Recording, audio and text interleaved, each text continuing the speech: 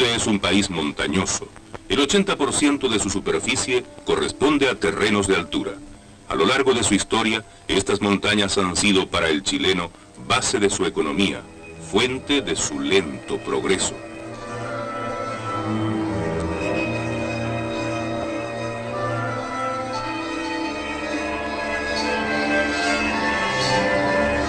Infinidad de ricos minerales conforman la materia de las altas cumbres. El cobre es uno de ellos. Chile fue y es conocido en el mundo por su cobre. Fue y será también el gran abastecedor del metal rojo.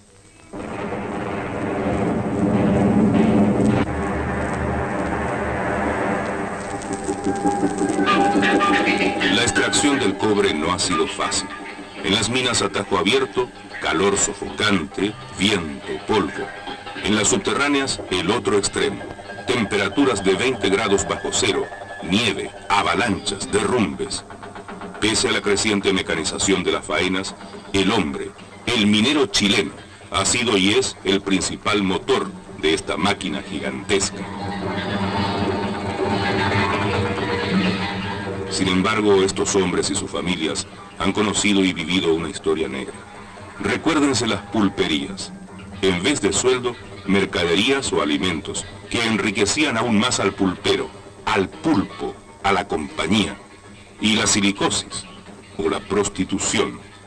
Calama, ciudad pequeña, tiene 300, 400 prostitutas. Y Rancagua, ¿cuántas?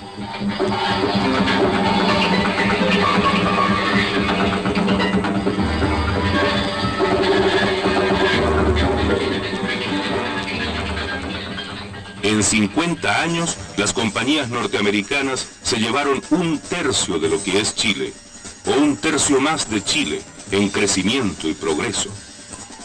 Lo que se llevaron es lo que no tenemos, 1/3 más de edificios, de hospitales, 1/3 más de escuelas y de universidades, 1/3 más de habitaciones, 1/3 más de todo lo que vemos a nuestro alrededor y que no alcanza para todos. Se llevaron también 1/3 más de nuestra dignidad, de nuestra soberanía, para emprender el despegue y levantarnos del subdesarrollo.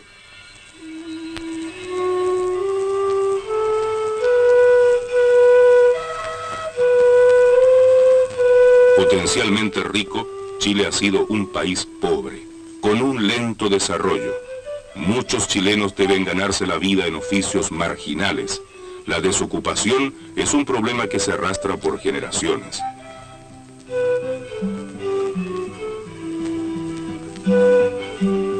El más fuerte azote del subdesarrollo lo reciben los niños. 25 de cada 1000 de ellos nacen muertos cada año. Los que sobreviven afrontan la desnutrición, el analfabetismo. 30% de ellos sufren de deficiencias mentales. Pero cada familia proletaria sabe esto mejor que las estadísticas. Solo tiene que recordar que el mal tiene nombre y apellido, padre y madre. Subdesarrollo chileno, hijo de imperialismo y de dependencia.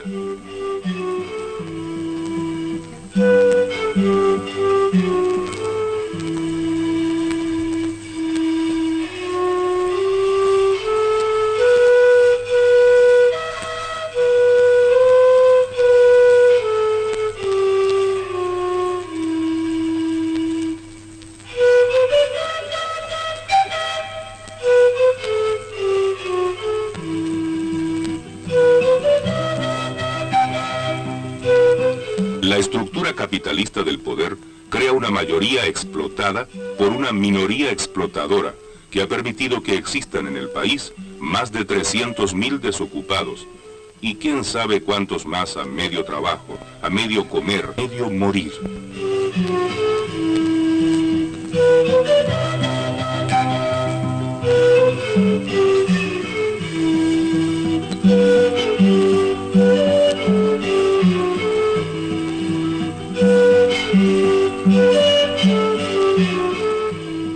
La vida bajo el subdesarrollo es así, arrastrada, pobre, mezquina.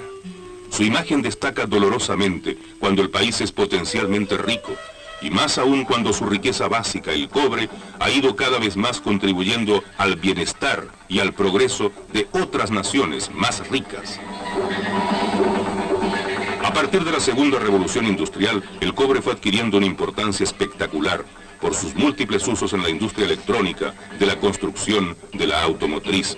Su precio en el mercado mundial aumentaba constantemente. Así, el esfuerzo financiero de las compañías norteamericanas del cobre para echar a caminar a comienzos de este siglo los gigantescos minerales chilenos fue mínimo. Con una inversión inicial de algo más de $3 millones, el resto lo obtuvieron de las propias utilidades que hasta los niños mineros ayudaron a producir.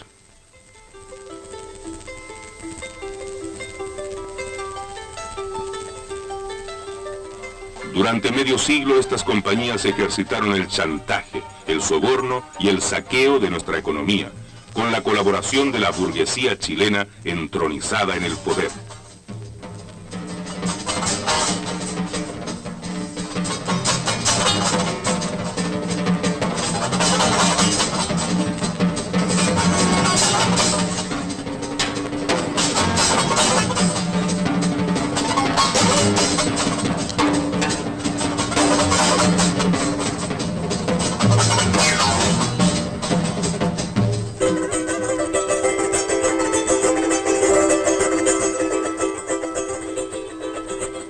En 50 años de este siglo se fue gestando la unidad del pueblo, en heroicas luchas contra el enemigo interno, la burguesía, y contra el imperialismo norteamericano, representado por las grandes compañías del cobre.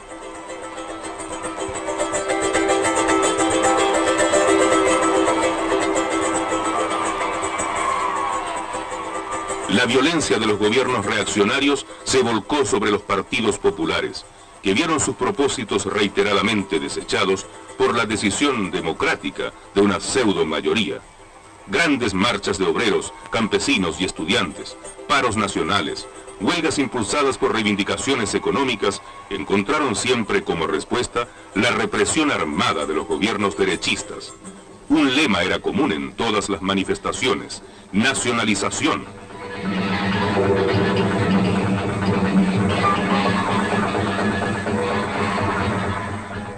Para sus guerras, justas o de agresión, el imperialismo usó a Chile a su antojo. En 1941 bajaron el precio del cobre chileno, mientras bonificaban el producido en ese país. Durante la guerra de Corea, vendieron el cobre chileno más bajo del precio real. Y para atacar a Vietnam, el cobre chileno fue vendido a la mitad del precio del mercado internacional.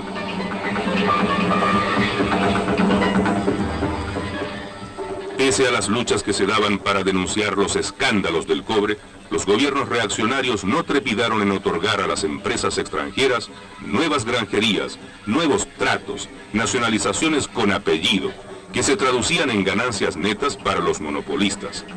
Cada barra de cobre embarcada dejaba un hoyo de miseria en Chile y daba en cambio a Estados Unidos un nuevo aporte a su ya rica economía.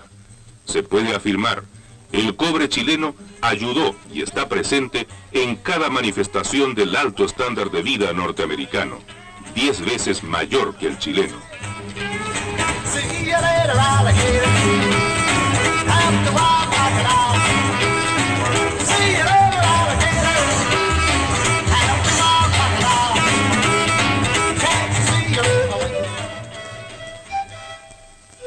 País dependiente, Chile aceptó el estancamiento de su propia industria al dejar que las compañías norteamericanas elaboraran el cobre chileno en Estados Unidos.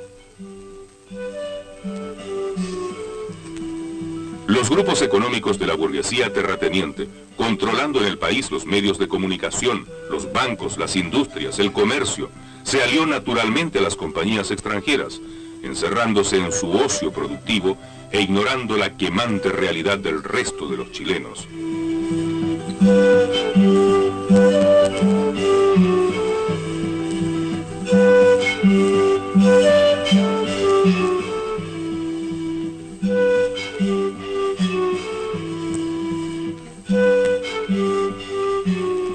El pueblo conocía desde antiguo a sus enemigos, Pero estos, con el poder político y el poder económico en sus manos, lograron mantener a gran parte de la población sumida en la miseria y en la inacción. Tan fuerte era el poder del imperialismo que parecía que jamás podría cambiar esta situación.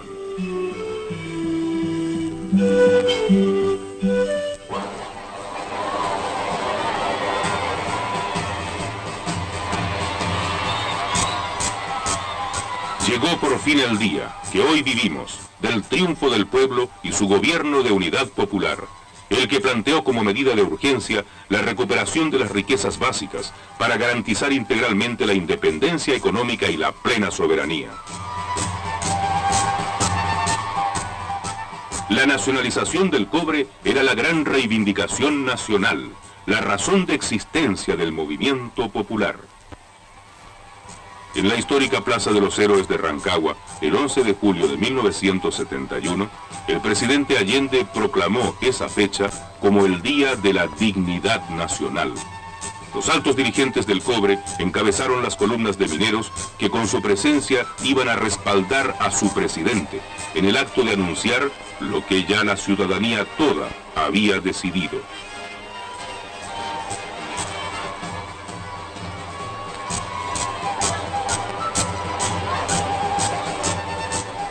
La incorporación del cobre al área de propiedad social servirá de base al sistema que debe regir en Chile y que será capaz de orientar la economía e impulsarla hacia el desarrollo. Por eso, al llamar ese día el presidente Allende a un acto en la Plaza Heroica de Rancagua, lo hacía para proclamar la segunda independencia de la patria.